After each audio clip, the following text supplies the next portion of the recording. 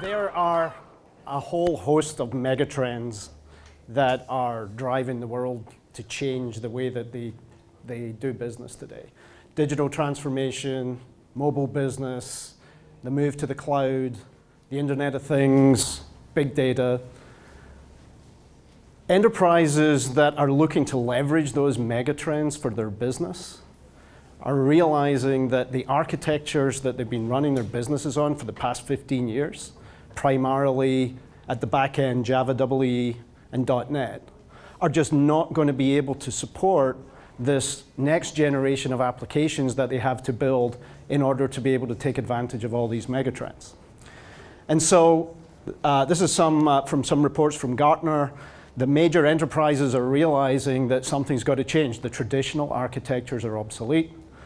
Gartner's predicting that only 35% of new applications will actually be deployed in application servers by 2019.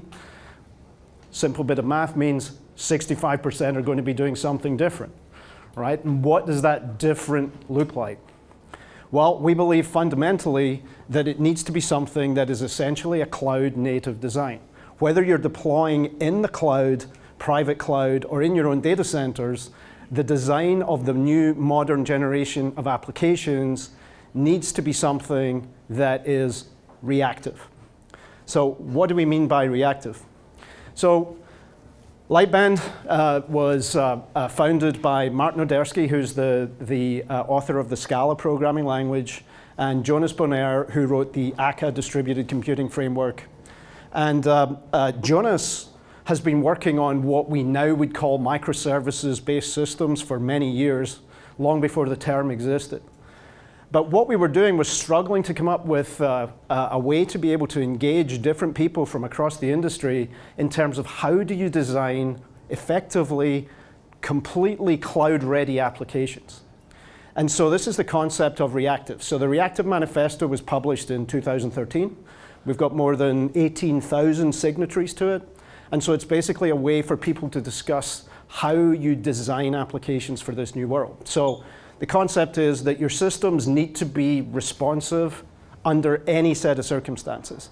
And by responsive, I don't just mean in terms of responsive to users, but responsive to API requests, responsive to any kind of remote requests. And in all circumstances, meaning you need to be responsive under extreme load. You suddenly get a spike in traffic for whatever reason. Your e-commerce site and your marketing department drops a sale. Suddenly your traffic goes to Black Friday levels. Your system still needs to be responsive, so it must be elastic. It needs to be responsive under cases of failure. For any of you that are familiar with the British Airways disaster, their system was not reactive. Somebody pulled the plug on their servers and everything went down, right? Well, their applications were not resilient. So especially in a distributed computing world where you've got more points of failure than ever before, you need to be designing applications to be resilient and embracing the fact that things can fail.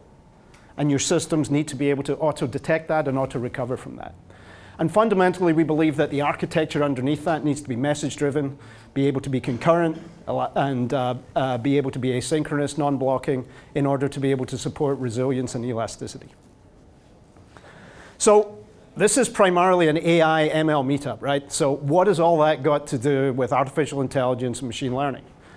Well, there's another really important trend here, which is all these enterprises that are modernizing are not doing it for the good of their health. They're not doing it to keep their IT guys employed. They're doing it for really good business reasons. And one of the single biggest, most important business reason is they want to be able to leverage their data in order to make better decisions closer to real time. So this is where there's been a massive investment in the past 5 to 7 years in data science, right? Why many of you in this room probably have jobs, right? And it's a fantastic capability to be able to take all of this data and be able to do build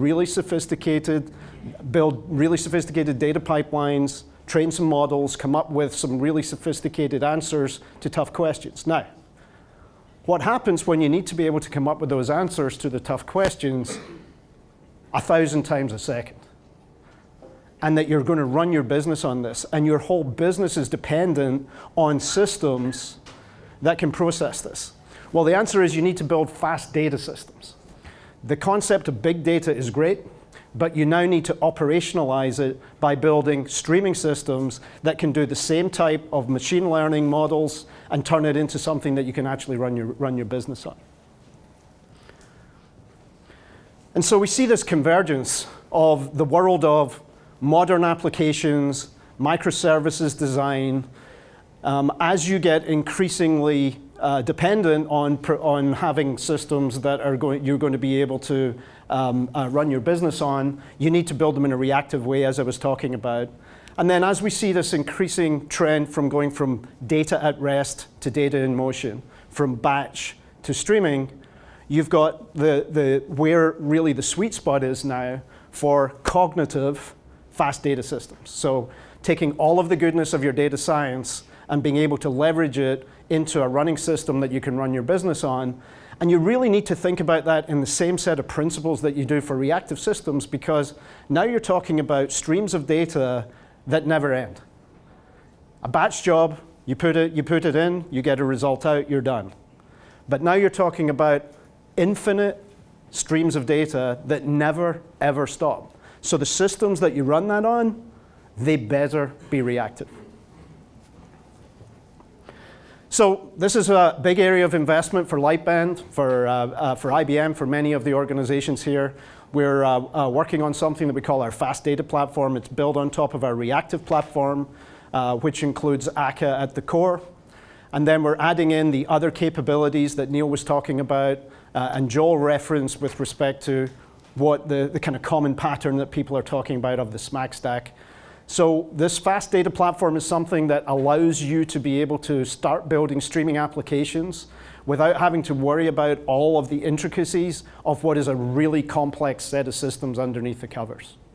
So you can plug and play the various machine learning libraries into this, but you've got all of the core that you need in order to be able to ingest data, process data, and actually have a full system of microservices for your business logic. Okay. It's not a full SMAC stack because SMAC stands for Spark, Mesos, Akka, Cassandra, Kafka.